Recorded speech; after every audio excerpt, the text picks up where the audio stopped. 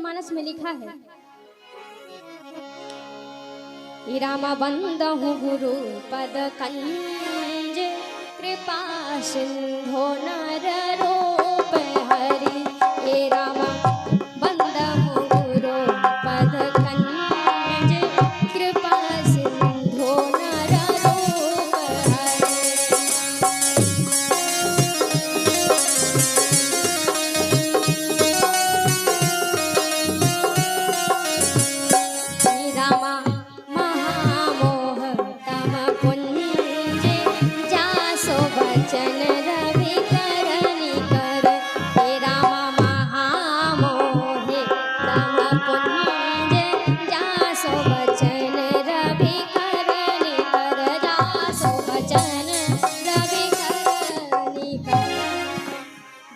गुरु पद कंज, कृपा सिंधु नर रूप हरि।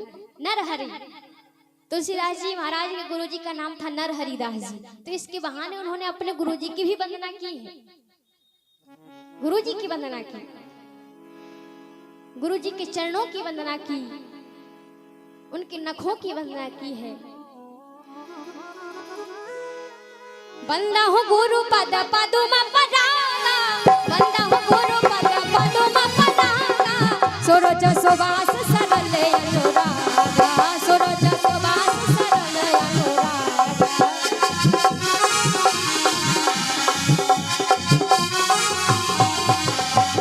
बंदा हो गुरु पद पदुम पदागा, बंदा हो गुरु पद पदुम पदागा, सुरज सुवास सरल अनुरागा, सुरज सुवास सरल अनुरागा।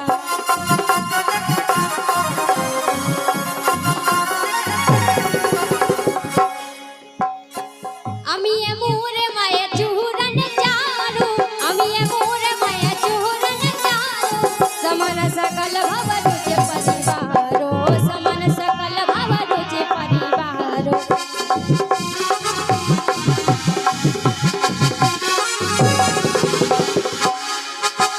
बंदहु गुरु पद पदुम परागा, सुरज सुवास सरल अनुरागा। गुरु जी के चरणों की वंदना की। अमिये मूर मैं चूरन चारू, समन सकल भव रुज परिवारो। श्री गुरु पद नख मनिगन ज्योति, सुमिरत दिव्य दिष्ट ही हो।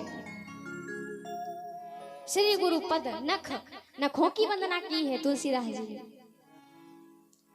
गुरुदेव के नखों की वंदना, चरण रज की भी वंदना की है। रज की देखो इधर तुलसीदास जी ने वंदना की है रज की। अगर वही रज, रज किससे कहते धूल को, अगर वही धूल हमारी आंखों में चली जाए, रज आंखों में चली जाए तो खुली हुई आंख को बंद कर देती है, खुली हुई आंख को बंद कर देती है। और वही रज हमारे गुरुदेव के चरणों से जुड़कर के अगर अपनी आंख में चली जाए तो खुली हुई आंख को खोल देती है। तुलसीदास जी ने महाराज ने रज की वंदना की, नखों की वंदना की है। इसके बाद वंदना करते हैं, चारों भाइयों की वंदना करते हैं, फिर वंदना करते हैं अवधपुरी की। बंदहु अवधपुरी अति पावन, बंदहु अवधपुरी अति पावन।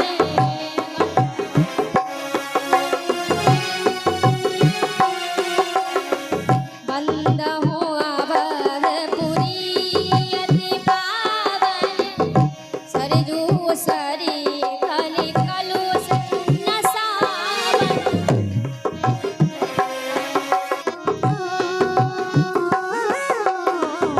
बंदहु अवधपुरी अवधपुरी अवधपुरी अति पावन, बंदहु अवधपुरी अति पावन, सरजू सरी कलि कलुष नसावन, सरजू सरी कलि कलुष नसावन। बंदहु अवधपुरी अति पावन। अवधपुरी की तो कहना ही क्या, अवधपुरी की तो शोभा ही ऐसी है, क्या कहना है।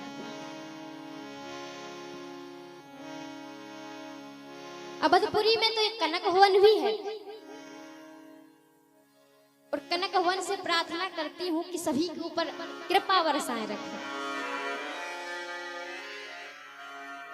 श्री कनक भवन सरकार ये दयामयी दृष्टि करो। श्री कनक भवन सरकार दयामयी दृष्टि करो।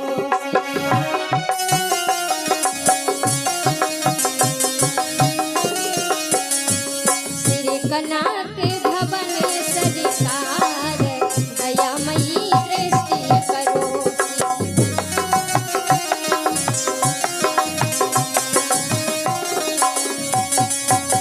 दृष्टि करो, हाँ दृष्टि करो, दृष्टि करो, दृष्टि करो, दृष्टि करो, हाँ दृष्टि करो।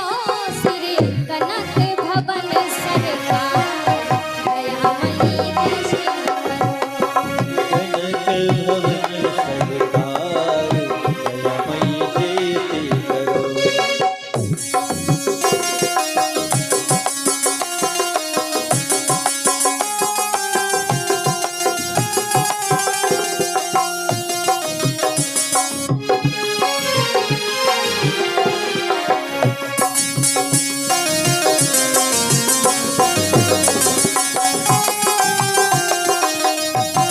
जय हो।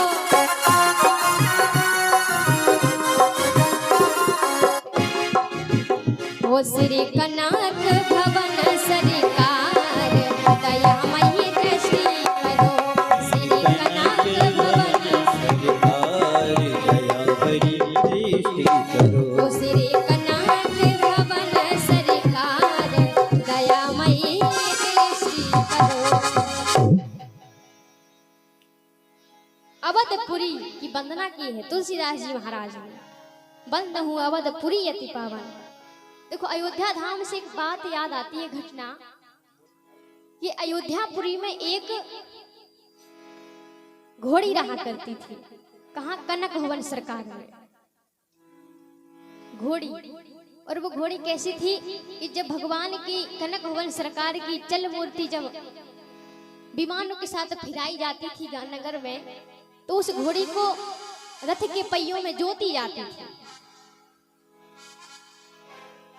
कनक भवन सरकार में घोड़ी रहा करती थी और इतनी सरल थी वो घोड़ी कि कोई अगर उसको देख करके कहे सीताराम तो वो सिर हिला देती थी। और वो भी मन से कहती थी सीताराम, मतलब बोलती थी। संत लोग आए तो वो कहे सीताराम तो वो भी कहे सीताराम सिर हिला के।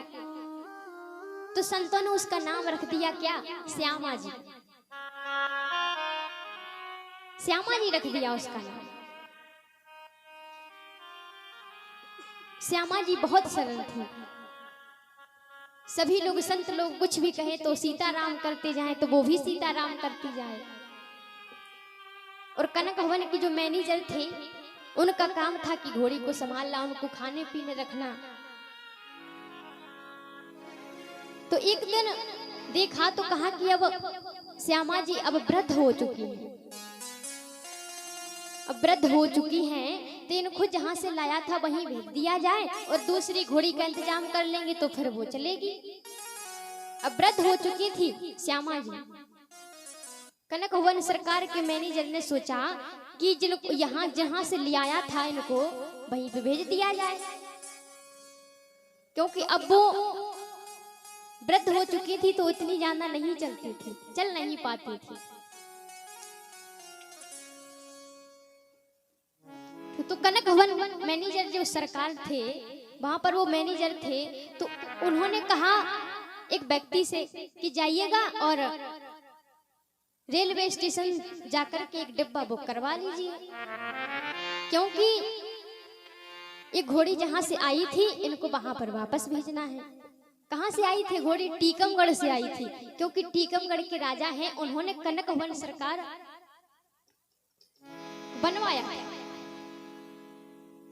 तो वहां से आई थी और वहीं पे भेज दिया जाए। वहीं से आई थी घोड़ी टीकमगढ़ से, तो वहीं भेज दिया जाए। रेलवे स्टेशन गए, एक डिब्बा बुक करवाया और यही बात पड़ गई कान किसके? श्यामा जी के। तो श्यामा जी बड़ी उदास हुई। अब श्यामा जी ना खाए ना पिए, उदास रहती दिन भर, ना कुछ खाती ना पीती। धीरे धीरे समय बीता और वो समय आ गया कि जब जाने का समय आया। अब श्यामा जी तो सोचती थी कि हमको ये कनक भवन सरकार का ये दरबार कैसे छोड़ा जाए, क्योंकि इतना लगाव था श्यामा जी को श्री कनक भवन सरकार से। न खाए ना पिए, तो वहां पहुंचाया गया, डिब्बा में रख दिया श्यामा जी को, ताला लगा दिया स्टेशन मास्टर ने, अंदर बिठा दिया। अब तो श्यामा जी क्या मुर्दे के समान थी, शांत पड़ी। श्यामा जी तो मुर्दे के समान थी, शांत पड़ी, उससे परदेह ना छोड़ा गया। श्यामा जी तो मुर्दे के समान थी, शांत पड़ी, उससे परदेह ना छोड़ा गया। और पशु श्यामा की प्रीति से जो था जुड़ा, उससे वह तार ना तोड़ा गया। तन तो परतंत्र राजेश रहा, मन को नहीं भाव से मोड़ा गया। और रात को ट्रेन आई रुकी चली गई, रात को ट्रेन आई रुकी चली गई। और करुणानिधि ने ऐसी कृपा करी कि डिब्बा नहीं रेल में जोड़ा गया, डिब्बा नहीं रेल में जोड़ा गया। वो श्यामा जी रो रही थी और वो तो मुर्दे की समान थी, हो ही गई थी। अब सुबह हुआ तो रेलवे स्टेशन के वो मास्टर जी आए, तो उन्होंने देखा, कहा ये हमसे तो भूल हो गई, हमने डिब्बा ही नहीं जोड़ा, क्या करें। अब वो ताला खोल करके देखा तो उसमें तो श्यामा जी पड़ी हुई थी, मुर्दा हो चुकी थी, मर चुकी थी। देखा तो मर चुकी थी। तो खबर भिजवाई किसको? कनक भवन सरकार के मैनेजर को। कहा, पत्र लिख करके भेजा कि क्षमा करो हुई भूल, हमें से किसको दोष लगाएं, क्षमा करो हुई भूल, हमें से किसको दोष लगाएं। और श्यामा मरी पड़ी डिब्बे में, चाहे तो ले जाएं। कनक भवन की सरकार ने सोचा बड़ी गलती हो गई हमसे, क्या करें, भूल हो गई। सोचने लगे कि ऐसा नहीं करना चाहिए था, श्यामा जी को भेजना नहीं चाहिए था, क्योंकि उनकी यही मृत्यु होनी थी श्यामा जी की, अयोध्या धाम में कनक भवन सरकार में। तो संत लोग आ गए इकट्ठे, बहुत उनका अग्निदेह लगाने के लिए श्यामा जी को। बहुत संत लोग हो गए इकट्ठे, सब लोग आ गए। श्यामा जी तो कहती है क्या कि श्याम कहीं रघुनाथ सुनो करे, सेवा बसी तुम्हारी राजधानी।